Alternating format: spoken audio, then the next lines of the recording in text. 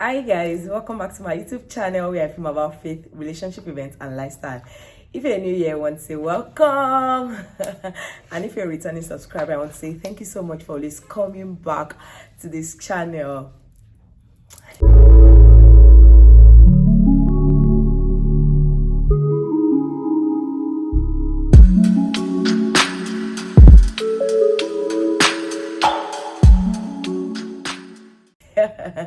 Okay guys, so today I'm going to be talking about something very professional and something very interesting. So as you guys already know, I'm an event planner. So if you have actually watched my introductory video, I believe you might have seen that by now.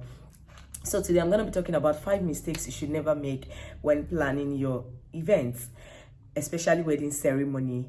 So 5 mistakes you should avoid when planning your own wedding. Are you ready?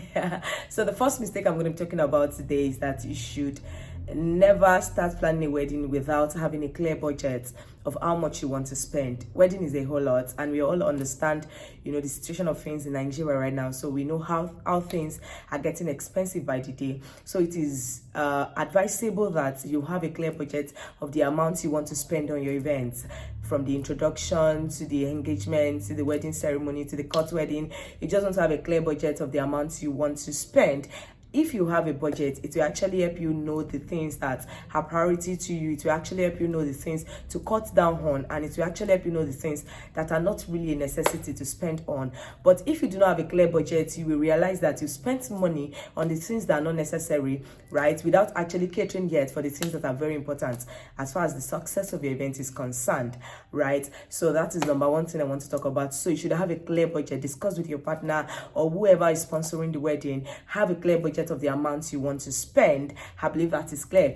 The second point I'm going to be talking about is funny, and it is not funny, but it is actually the truth. And this is what I've seen play out in a lot of events and has caused, a lot of issues at the day of that event, especially at the event venue. It has caused a lot of wala, and that is wala, yeah.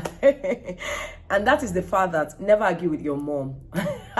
Never argue with your mom. I know this is funny, but that is the truth. Let me tell you why. So I'm not saying you should not clear your mom on what you want. Afterwards, your wedding, so you can tell her that, mom, see, this wedding I want to do, this is how I want to do it. Please, this is the number of people I'm expecting. Please, I just got to beg you. I'm not saying you should not actually clear your mom on what you want, because it is your event, right? But it is advisable that more than arguing with your mom, you sit her down to hear her own opinions about how she wants the wedding to go and what she has in mind for your wedding. Because the truth is, if you do not listen to her, she will still go ahead to do whatever it is she wants to do. So I said mom because it's actually more common with mothers than fathers. So sometimes fathers can actually be the excessive one, but it's actually in a very rare occasion. So most times from the mothers. So, and God help you are the first child of your family, just like I am the first child of my family, so God help you, you now happen to be the first child as well. So your mom actually wants to invite everybody. So she wants to invite the egbe alasho, different kind of different kind of category of women. So I want to invite the women in church, women at work, women at the market, women at so. So she has a lot of people she actually wants to invite for your wedding ceremony. So it's actually better you listen to her and say, okay, mom, how many people are you expecting? Even though me and my fiance or me and my husband to be, we actually plan that we want just 500 people in our wedding, but let me hear from you. How many people are you expecting? And then she starts her drama. Okay, I'm expecting like 100 people from this group alone, and then another 200 people from this group, and then another 300 people from this group. That is becoming unrealistic. But then you ask her that, okay, mom, you know that the all we want to use has the capacity of actually containing just 700 people. So how do you intend to cater for your guests? Then she can go about by saying that, okay, what if I get an extra canopy for people that will be coming around? That looks like a reasonable plan. So it's actually better you listen to her, let her talk, than arguing with her, not listening to her, than having, situations that we actually be beyond control on the day of your event. A lot of times we've experienced guests get such, and that actually means having more than the number of people that you plan for at your own events, and you won't be able to send them back even if they don't have access card, because the guests are here already and they're about entering, and your mom is like, see, these are my guests, you have to let them in. There's nothing the event planner literally wants to do. There's nothing the bouncers want to do at that point, because she's the mother of the bride, right? So it's better you actually listen to her, hear her plan,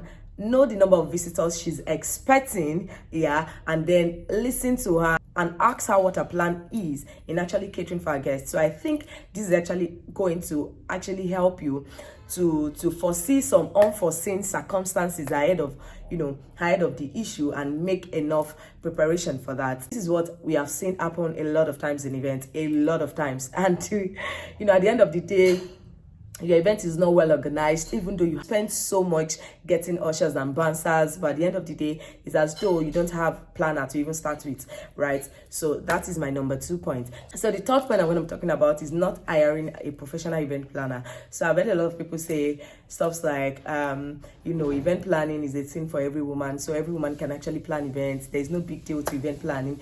As beautiful as this might actually sound, there is a lot to event planning, right, than a natural thing that a woman should do. Not everybody is cut out to be an event planner. Most importantly, there is a professionalism to event planning. There is a knowledge that should be acquired. So you can't actually think that because you're a woman and you feel like there's no big deal to it. It's not just to call decorator, to call photographer, to call, and then to call all of them together, and you should actually hire a professional event planner. See, emphasis on the word professional, right? A professional event planner, because there is a lot to the responsibilities of an event planner than just reaching out to vendors alone, because even vendor sourcing is a whole lot, right?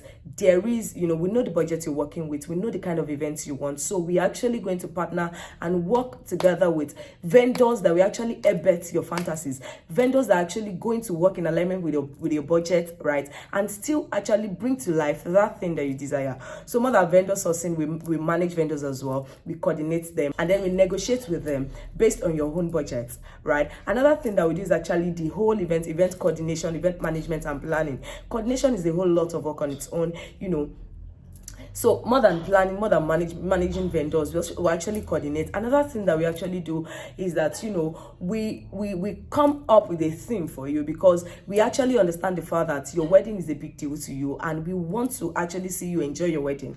So we go the extra mile and actually understand your story, how you and your partner met, and, what we can actually bring up from that story to actually make your event the kind of your dream event you've always prayed for.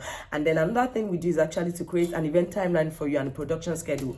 An event timeline is actually putting into time frame the activities or the necessary things that are meant to be done for the success of your event. And production schedule is actually putting into timeline as well the activities on the day of your event. So all these things actually need to be managed by a professional event planner. So this is me just giving you an hint, right? Because that's just even I'm not even started talking about the responsibilities of an event planner, but just telling you that event planning is much more than a women thing. It is actually a professional thing, and you should see it in that light if you really want to have a successful wedding ceremony, right? I believe that is understood. So the fourth point I'm going to be talking about is not having a clear communication. Not having a clear communication. This is very, very important. So this is your wedding. So do not let your budget restrict you. As much as it is important for you to have a budget, understand the fact that, you can still have the things you want to a reasonable extent. And that is actually the work of an event planner. To a reasonable extent with the amount you have, right? So irrespective of what your budget is, be clear on what you want and what you do not want. So discuss with your event planner, most importantly, so that she can communicate your intentions and your desires to other vendors, so that all of them can work together to actually bet your fantasies. See, it is very, very important as someone who is planning an event or a wedding ceremony to have a clear communication with your vendors. Tell them what you want and what you do not want, irrespective of how much or how low your budget is. That is very, very, very important. Be clear on what you want, and that actually speaks to the fact that you have to know what you want to start with. Yeah, you have to know what you want to start with. So the moment you know what you want, I believe everyone has fantasy of kind of wedding dress they want, wedding events you want, how you want a wedding to look like, what God has been telling you about your events, just be clear on what you want. Ensure you communicate properly. Don't assume that she's a professional event planner, she should know. How many? We can't know, because we have a lot of events we plan, and I can tell you that no two events is the same. No two events is the same. Events are always different. Even if it is the same sisters that are doing the events, it is always different, right? So your event can never be the same with another person's event.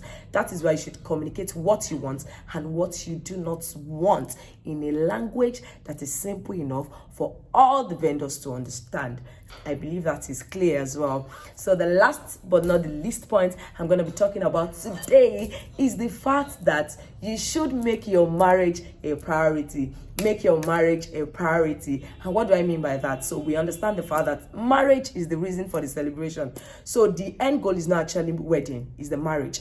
So make your marriage a priority. So you don't want a kind of a flamboyant wedding that will be all over social media, and after the wedding is done, you're having issues with paying vendors, you're having issues with your husband because he has warned you not to spend unnecessary money on your events, but you actually, you just want to show that, I want Bella Naija to carry my wedding. See, don't get me wrong. I'm not saying it's a bad thing. If you have the money, it's fine. But I'm trying to say that more than the wedding ceremony is your marriage. So you want to make your marriage your priority. And this speaks to you, having a clear goal with your partner, right? Ensure that you both are on same time. Ensure that you agree on basic things. So don't, I believe that, okay, as ladies, we can, sometimes we might want to be excessive, but, ensure that you discuss with your partner as well. So if it looks like he's not getting the whole point, try to explain to him. And if you feel like, okay, there are extra costs, you can still, use your money. Probably you've been saving up for your wedding and you can still use your money to cater for. Why not? What I'm trying to say is that ensure that you guys are, on the same time, right, to avoid unnecessary issues in your marriage, and ensure that your marriage is your priority. So don't be so focused on the flamboyancy of your wedding that you actually forget the fact that your marriage is the big deal. So whatever it is you want to do, ensure that it's going to give you peace before, during, and after the events, and ensure that your marriage is safe regardless. So do not be so focused on what social media will say about your event, what people will say about your event, than what will happen in your marriage after the whole event. So make your marriage your priority. That is actually the cause of your celebration. Without marriage, there is no wedding ceremony. So it is important you make your marriage your priority, much more than the wedding ceremony. Yeah, I said what I said. Okay guys, so that will be all from me to you today. I believe you learned one or two things about the mistakes you should never make when planning your own wedding ceremony, or when planning your family members or your friends' wedding ceremony. So what stood out for you out of the 5 points I discussed today? Kindly drop it for me at the comment section. And please, if you are here to subscribe to my YouTube channel, now is a very good time to subscribe to my YouTube channel, because there are going to be a lot of juicy content for you. I'm going to be educating you and enlightening you about issues around faith, relationship, events, and lifestyle, right? So stay glued to this channel, right? And I can promise you that you'll never regret it. So guys, if you're yet to subscribe, do well to subscribe and like, and on the notification bell, so that you'll be notified anytime I post new videos. Okay guys, so see you later. Bye.